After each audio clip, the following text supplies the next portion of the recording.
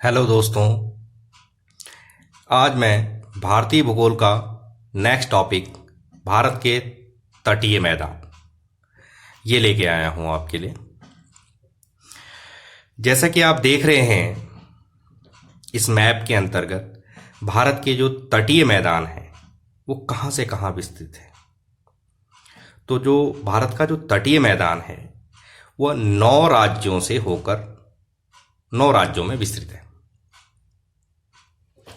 अगर हम देखें यहां से, ये देखिए गुजरात का क्षेत्र, ये भी तटीय है। महाराष्ट्र, गोवा, कर्नाटक, केरल, तमिलनाडु, आंध्र प्रदेश, उड़ीसा और ये पश्चिम बंगाल का जो क्षेत्र है, ये सब क्या करते हैं, आपका तटीय मैदान बनाते हैं, तटों से लगे हुए। जैसा कि आप नाम से ही समझ रहे होंगे कि तटीय मैदान जो भारत के जो तटों से लगे, समुद्र से लगे हुए जो सीमाएं होती हैं हमारे देश की, वो क्या करती हैं, तटीय मैदान का निर्माण करती हैं। तो हम देखते हैं जो ये पश्चिमी क्षेत्र है और ये पूर्वी क्षेत्र है, 2 क्षेत्रों में हमारे बटे हुए हैं जो तटीय मैदान है। एक तो पश्चिमी क्षेत्र का तटीय मैदान है और एक पूर्वी तटीय का मैदान है। तो हम देखते हैं, जैसे हम मैप के अंदर देख रहे हैं, जो पश्चिमी तट का मैदान है वो हमारा जो है महाराष्ट्र, गोवा, कर्नाटक और केरल के क्षेत्रों के अंतर्गत देखने को मिलता है। तो हम देखते हैं कि कुछ तटों के नाम रखे गए हैं, जैसे कोंकण तट, कन्नड़ तट, मालाबार तट। ठीक है, तो ये किन किन क्षेत्रों के अंतर्गत विस्तृत हैं और इनका क्या रोल है, इसके बारे में आज हम पढ़ेंगे। जैसे उत्कल तट, पूर्वी क्षेत्र के अंदर उड़ीसा, आंध्र प्रदेश, तमिलनाडु। ठीक है, तो इनके जो नाम रखे गए हैं, कोरोमंडल तट, उत्तरीय सरकार तट, उत्कल तट, तो ये आपके तटीय मैदान का निर्माण करते हैं। तो आज हम इन्हीं तटीय मैदानों के बारे में पढ़ेंगे कि क्या है। तो सबसे पहले हम देखते हैं आपका पश्चिमी तटीय मैदान। सबसे पहले हम देखते हैं पश्चिमी तटीय मैदान। पश्चिमी तटीय मैदान का विस्तार गुजरात से लेकर कन्याकुमारी तक है। जैसा कि मैंने ये देखो अभी मैप में आपको बताया कि ये गुजरात के क्षेत्र से लेकर आपका जो ये कन्याकुमारी, नीचे कन्याकुमारी का क्षेत्र है, यहां तक आपका क्या है, पश्चिमी मैदान का तट है। गुजरात तट से लेकर गोवा तक के भाग को, गुजरात से गोवा तक के भाग को कोंकण तट कहते हैं। गोवा से लेकर कर्नाटक के तट को क्या कहते हैं, आप कन्नड़ तट कहते हैं, जैसा कि ये दिख रहा है आपको। ठीक है, गोवा से कर्नाटक तक के तट को क्या कहते हैं, आपका कन्नड़ तट कहते हैं। इसके बाद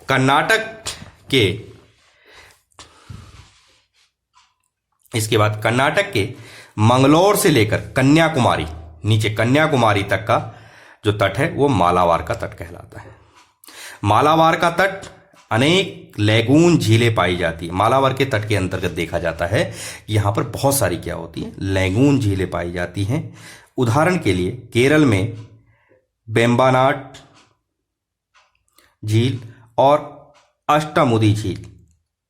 कयाल केरल की लैगून झील का ही नाम है। कयाल जो है ये केरल की लैगून झील का ही नाम है। तो हम देखते हैं कि इन तटों के किनारे क्या पाई जाती हैं, बहुत सारी लैगून झीलें पाई जाती हैं। बहुत बार परीक्षाओं में पूछा जाता है किस तट के अंतर्गत लैगून झीलें पाई जाती हैं, तो मालाबार तट के अंतर्गत क्या पाई जाती है, आपकी लैगून झीलें पाई जाती हैं। इसके बाद नेक्स्ट हम पढ़ते हैं पूर्वी तट का मैदान। पूर्वी तट का मैदान पश्चिम बंगाल के हुगली नदी के मुहाने से लेकर कन्याकुमारी तक का विस्तृत क्षेत्र जो है वह पूर्वी तटीय मैदान कहलाता है। पूर्वी तटीय मैदान की सर्वाधिक चौड़ाई तमिलनाडु में है।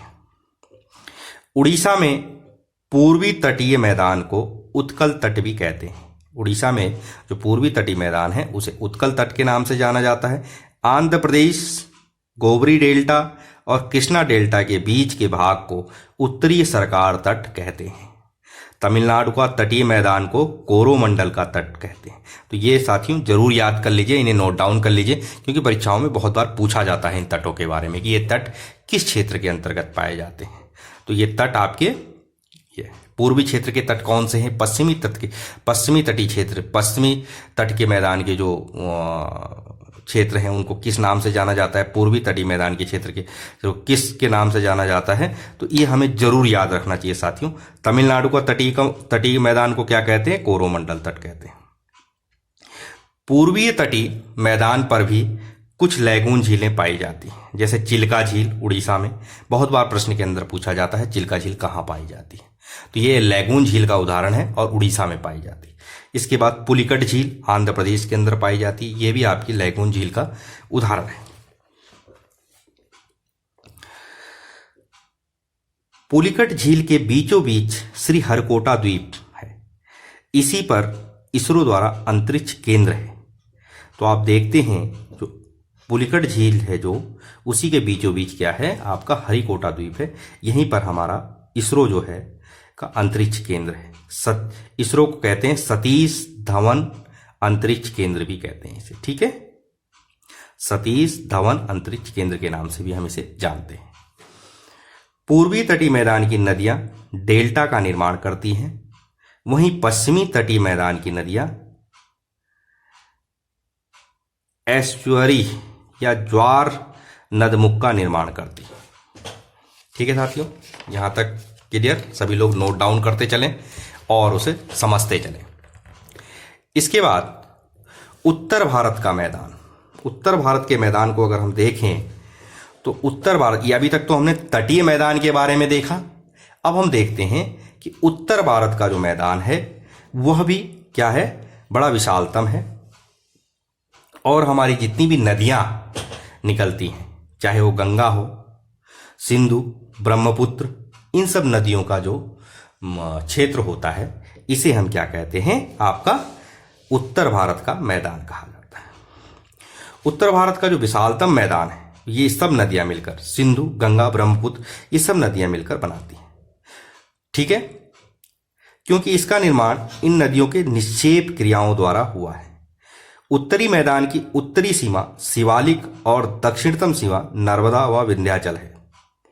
हम देख रहे हैं जैसे यहाँ से ये बृहद हिमालय से यहाँ से निकल रही है। जैसे हमें पता है जो गंगा है हमारी उत्तराखंड के गंगोत्री के गौमुख से निकलती है।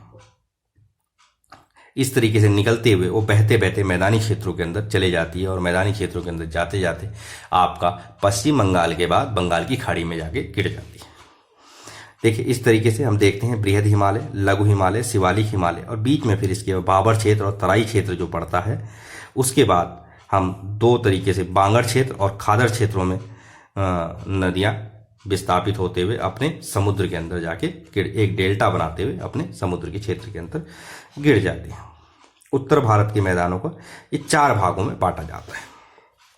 तो सबसे पहले हम उत्तर भारत के मैदान के भाबर क्षेत्र के बारे में पढ़ेंगे कि भाबर क्षेत्र होता क्या चीज है।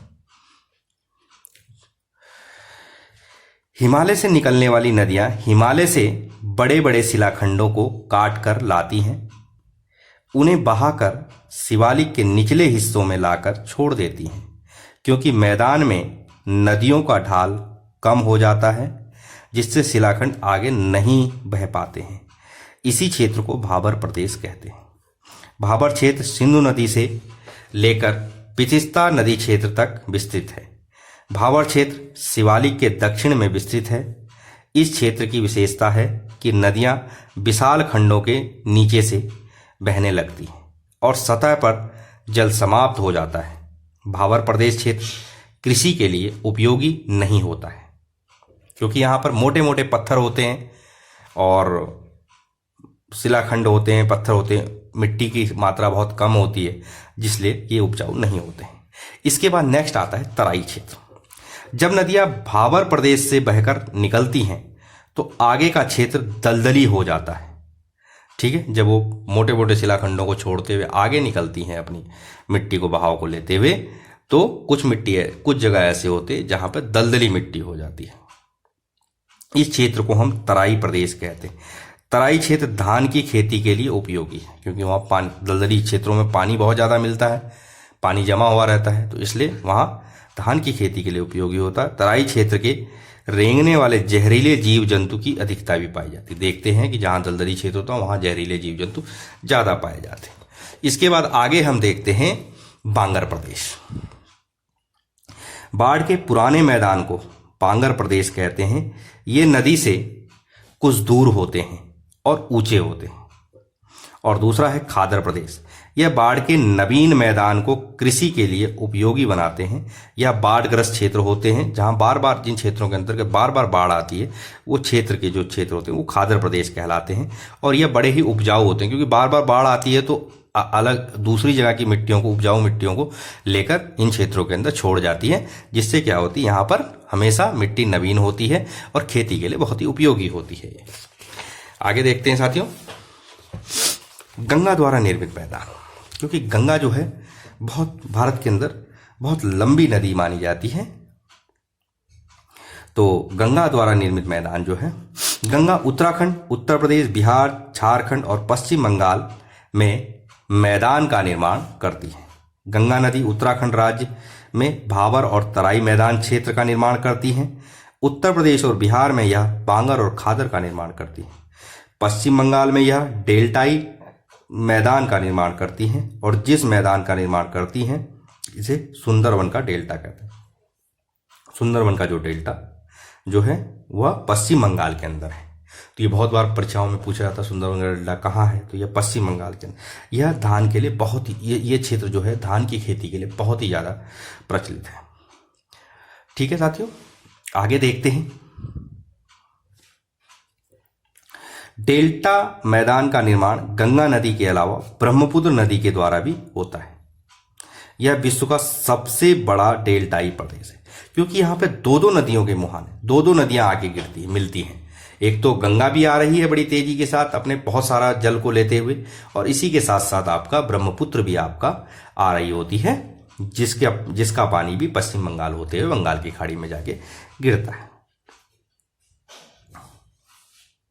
गंगा नदी चाप की आकृति का डेल्टा बनाती है। जैसे ये देख रहे हैं चाप, ये इस तरीके से एक डेल्टा बनाती है, चाप की आकृति का डेल्टा। तो ये आपका पश्चिम बंगाल के अंदर यही डेल्टाई क्षेत्र इस तरीके का चाप की आकृति का होता है। एक छोटा सा टॉपिक और कर लेते हैं साथियों, उसके बाद आज हम यहीं समाप्त करेंगे। कल हम नेक्स्ट टॉपिक और दूसरा लेके आएंगे। आज हम करते हैं, एक छोटा टॉपिक है भारतीय द्वीप। सबसे पहले हम लक्षद्वीप समूह को पढ़ते हैं। ये प्रवाल निर्माण द्वीप है। लक्षद्वीप समूह का सबसे दक्षिणतम द्वीप मिनी काम द्वीप है, जो मालद्वीप के निकट है। यह एक मूंगा चट्टान से निर्मित है। बहुत बार परीक्षाओं में पूछा जाता है भारत के अंदर मूंगा चट्टान से निर्मित जो चट्टान है वो कहाँ है, तो मालद्वीप के निकट है एक मूंगा चट्टान। इसके बाद नेक्स्ट आता है अंडमान निकोबार द्वीप। अंडमान निकोबार द्वीप यह मुख्य भूखंड के टूटे हुए भाग हैं। अंडमान निकोबार का दक्षिणतम बिंदु इंदिरा पॉइंट है। अंडमान निकोबार में नारकोंडम बैरन ज्वालामुखी पर्वत भी स्थित है। तो ये परीक्षाओं में बहुत बार पूछा जाता है, नारकोंडम बैरन ज्वाला द्वीप कहाँ है, अंडमान निकोबार द्वीप समूह में। इसका अंडमान निकोबार द्वीप समूह का सबसे दक्षिणतम बिंदु क्या है, इंदिरा पॉइंट है। यही हमारे भारत का भी सबसे दक्षिणतम बिंदु अगर बोले हम हैं तो वह आपका इंदिरा पॉइंट ही है। ठीक है साथियों, तो यहाँ तक जितना भी मैंने आपको ये टॉपिक बताया, इन सभी टॉपिक्स को आप अच्छे से नोट डाउन कर लें और इसे एक बार रिवीजन करें। परीक्षाओं के लिए आपको दूसरी कोई भी बुक नहीं खरीदनी पड़ेगी। भारतीय भूगोल और विश्व भूगोल से रिलेटेड आपको मैं सारा टॉपिक करा दूंगा। आपको दूसरी कोई भी बुक्स खरीदने की नहीं पड़ेगी। आप इन्हीं नोट्सों को बना लेंगे तो आप परीक्षाओं में देखेंगे, अभी तक की जितनी परीक्षाएं हुई उनके अंदर प्रश्न को मिला के देखिए, सारे प्रश्न आपको यहीं से मिलेंगे, यहीं से बने हुए। तो साथियों, अगला टॉपिक मैं कल लाऊंगा आपके लिए भारतीय भूगोल का। धन्यवाद।